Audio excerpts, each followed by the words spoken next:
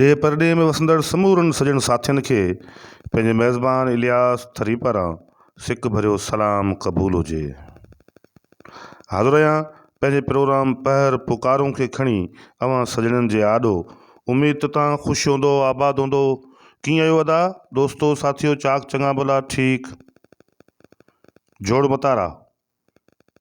त यकीनी तौर ते तव्हां पंहिंजी राय ज़रूरु ॾिजो। ही प्रोग्राम ॿुधी करे तव्हांखे पंहिंजो ही नओं प्रोग्राम पहर पुकारों कीअं थो लॻे।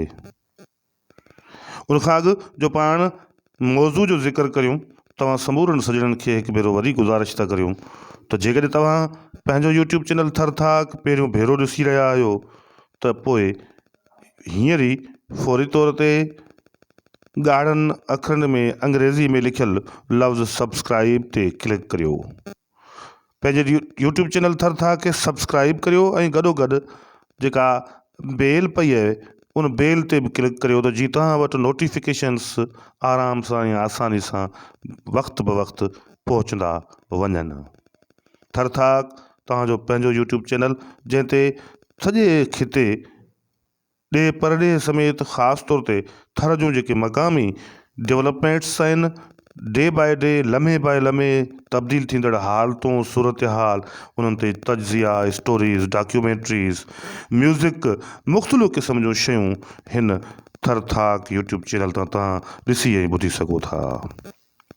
सॼण साथियो, अॼु असां जो जेको मुख्य मौज़ू आहे उहो आहे थर में ईंदड़ जेका नई इम्कानी जनरल इलेक्शन आहे उन में छा थींदो।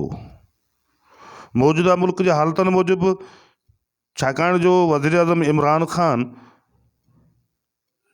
काबीना समेत गवर्नमेंट उनजी जॻह सां ख़तमु थी चुकी आहे ऐं हूअ हाणे कुझु वक़्तु ताईं वज़ीर आज़म आहे। इन दौरान निगरान वज़ीर आज़म जो नालो बि तजवीज़ कयो वियो आहे ऐं उनजी सिफ़ारिशूं माणियूं वियूं आहिनि अपोज़िशन जमायतनि ॾांहुं। उहो निगरान वज़ीर आज़म तो थिए जस्टिस रिटायर्ड गुलज़ार अहमद या को ॿियो नालो तो तजवीज़ थिए, सुप्रीम कोर्ट जो को कहिड़ो फ़ैसिलो थो अचे, इहे समूरा मामला अञा ज़ेर बहस ज़ेर गौर आहिनि।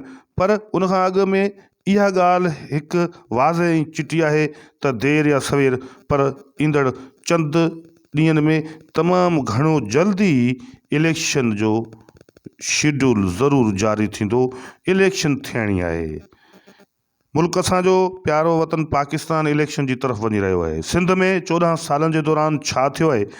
14 सालनि जे दौरान सिंध में पाकिस्तान पीपल्स पार्टीअ जी हुकूमत रही आहे, मुकमल तौर ते इंडिपेंडेंट आज़ादु हुकूमत, जंहिंमें उहे वॾी अक्सरियत सां पावर्स में रहिया आहिनि। उन्हनि पावर्स कीअं इस्तेमालु कया आहिनि तव्हांजे साम्हूं आहिनि।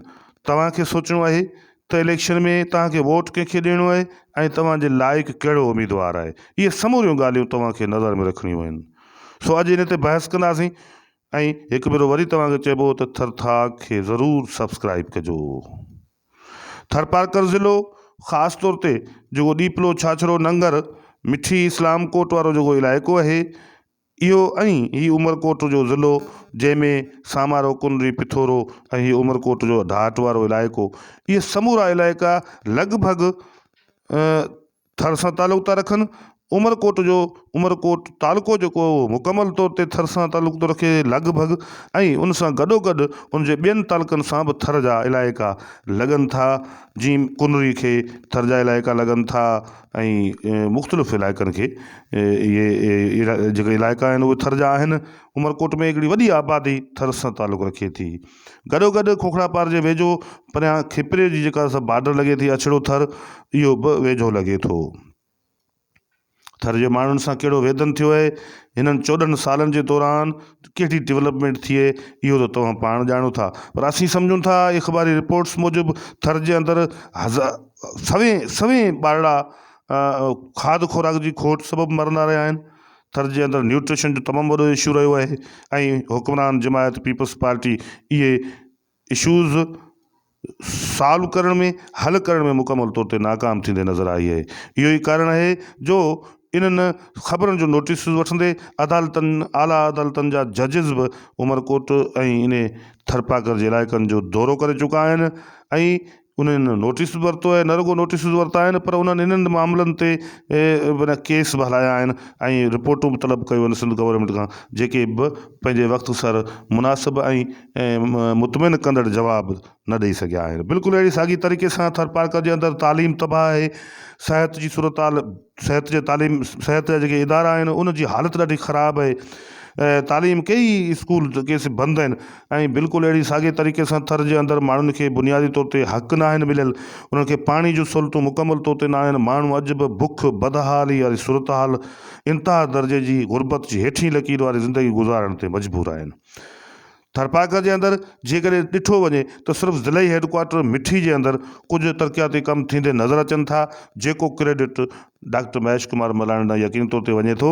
पर थरपारकर ज़िलो जेको हज़ारे चौरस किलोमीटर ते पखिड़ियल ज़िलो आहे ऐं जंहिंमें सभई ॻोठ आहिनि, तारीख़ी ॻोठ आहिनि, तारीख़ी खिता ऐं इलाइक़ा आहिनि, जिते मारवी जो मुल्क मलीर आहे, जिते भालवा आहे, मारवी जो खूह आहे, जिते कारूंजर जहिड़ा अॾोल जबल आहिनि ऐं उनमें क़ीमती महदनियात मौजूदु आहे ऐं थर जे अंदरि लाइव स्टॉक आहे, झंगली जीवत जेका आहे उहा सॼी दुनिया जे अंदरि उन जूं ख़ूबसूरती जो सबबु बणियल आहिनि। पर इहे समूरियूं शयूं मौजूदु त आहिनि पर ग़ैर महफ़ूज़ आहिनि, जंहिं ते बि एहतजाज थींदा रहिया आहिनि, जंहिं सिलसिले में बि पीपल्स पार्टी आवाम खे को मुतमिन कंदड़ जवाबु न ॾेई सघी आहे। पीपल्स पार्टी जा मक़ामी अॻुवान बि इन हवाले सां जिन ते बि इल्ज़ाम लॻंदा रहिया आहिनि त उहे मुबैना तौर ते करप्शन कंदा रहिया आहिनि। बिल्कुलु अहिड़े साॻिए तरीक़े सां उन्हनि ते हिक ॿिए ते कमीशनूं वठण जा इल्ज़ाम बि लॻा आहिनि ऐं ऑफिसरनि सां झेड़नि जा केस बि रिपोर्ट थिया आहिनि। टाउन कमेटीज़ में जे ज़रिए जेको सो मक़ामी जेके पटेल आहिनि, सियासतदान आहिनि, इलेक्शन आहिनि, उन्हनि जा रधिणा हलणु, उनजो किचन कैबिनेट जेका आहे उहा टाउन कमेटीज़ जे फंडनि मां हलंदियूं रहियूं आहिनि ऐं इन क़िस्म जूं ख़बरूं, इन क़िस्म जूं जेके तबसरा ऐं इहे शयूं बि रिपोर्ट थींदियूं रहियूं आहिनि। सो बहरहाल पीपल्स पार्टी आवाम खे बुनियादी तौर ते को ख़ासि वॾो रिलीफ न ॾेई सघी आहे, जंहिं बाबति इहो चई सघिजे त पीपल्स पार्टी का वरी माना हिकिड़ी पोज़ीशन में आहे। जेकॾहिं पीपी मुखालिफ़ धुरियुनि थरपारकर ऐं उमरकोट जे अंदरि को मज़बूत कोलिशन जोड़े, को मज़बूत इतिहाद जोड़े, जेकॾहिं मैदान ते लथा त यकीन तौर ते पीपल्स पार्टी लाइ ॾुखिया ॾींहुं ज़रूरु आहिनि। नई जेका इलेक्शन आहे इन में अवाम हाणे इन्हनि भोतारनि वॾेरनि खां इहो ज़रूरु पुछंदो त तव्हां 14 साल किथे हुआ। थर जा मासूम ॿार जॾहिं मिठी नंगर ऐं छाछरो जे इस्पतालनि में तड़पी तड़पी खाध खुराक ऐं बुख बदाली जे सबबु मरी रहिया हुआ, तॾहिं अवी किथे हुआ। थर जे अंदरि माण्हू पीअण जे पाणी जे लाइ तड़पी तड़पी ज़िंदगी गुज़ारे रहिया हुआ, तॾहिं अवी किथे हुआ। थर जे अंदरि माण्हुनि खे बुनियादी तौर ते मिसकिन माण्हुनि खे तालीम जो सहूलियत बि न आहे मिलियल, स्कूल बंदि आहिनि, भड़बांग भेटूं बणिजंदा था वञनि, तॾहिं तव्हीं किथे हुआ। इहो हुक्मराननि खां सुवाल यकीनी तौर ते थींदा ऐं हिन वक़्तु इहो बहस हलंदड़ आहे त केरु खटंदो ऐं केरु हाराईंदो ईंदड़ इलेक्शन। सो बहरहाल इलेक्शन जेतोणीकि हाणे त उहे मल बि न आहिनि रहिया जो अरबाब अमीर हसन राणो चंद्र सिंह मौजूदु हुजनि, पर जेके मल मौजूदु आहिनि उन्हनि जा बि मुक़ाबला भला थींदे नज़र था अचनि। सो दोस्तो, यकीनी तौर ते तव्हां ईंदड़ वक़्त में जॾहिं भोतार अचनि त उन्हनि खां सख़्तु पुछाणा ज़रूरु कजो, उन्हनि खे क़तई तौर ते बख़्श न कजो ऐं उन्हनि खां हिसाब किताब तोरे तके पूरो 14 सालनि जो मुकमल वठिजो ऐं इहो ॿुधाइजोसि त हाणे तव्हांजा इहे टिकसाट ऐं भाषण असांखे ईअं मुतमिन नथा करे सघनि। अॼोके ॾींहं जे लाइ एतिरो ई, मिलंदासीं नेक्स्ट प्रोग्राम में। तव्हां सॼणनि जे साथ सां पंहिंजी राय खां आगाह ज़रूरु कजो ऐं इहो ज़रूरु ॿुधाइजो त तव्हांखे पंहिंजो ई प्रोग्राम जो आहे थर थाक यूट्यूब चैनल तां पहिर पुकारूं कीअं थो लॻे। ॾिजो इजाज़त, अल्लाह वाही।